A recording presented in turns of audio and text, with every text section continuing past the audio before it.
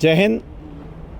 At the outset, on behalf of the Indian Army, we welcome all the pilgrims to this year's 62-day-long Shri Amarnath Ji Yatra.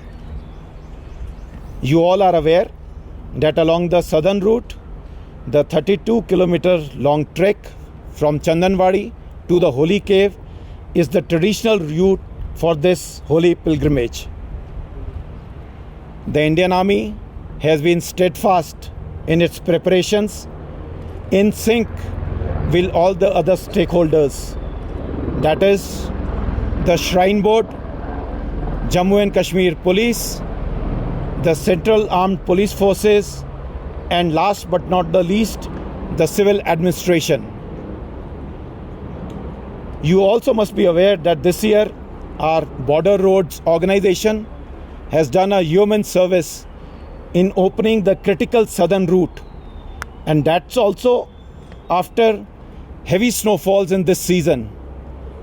We had also heli-inducted plant equipment, and that's how snow levels of up to nearly 12 to 14 feet were cleared in quick time.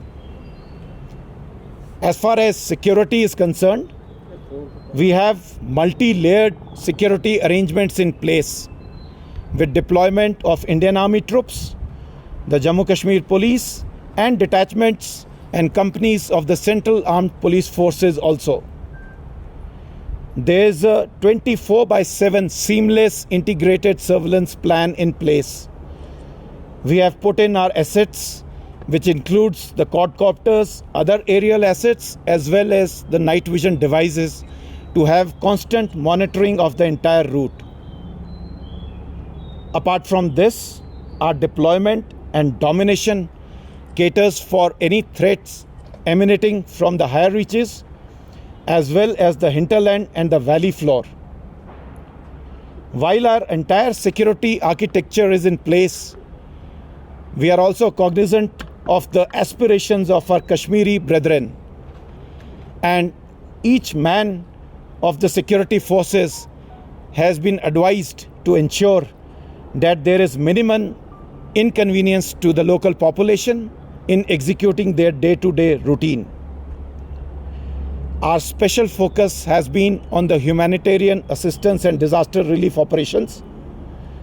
The last year's lessons learnt and the feedback available after the cloudburst incident of mid-July have all been incorporated in our plans.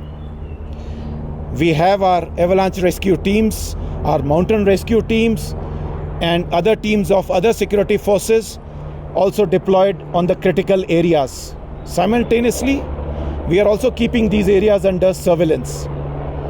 Our casualty helipad evacuation, as well as upgraded medical facilities all along the 32-kilometer foot track are absolutely effective and in place.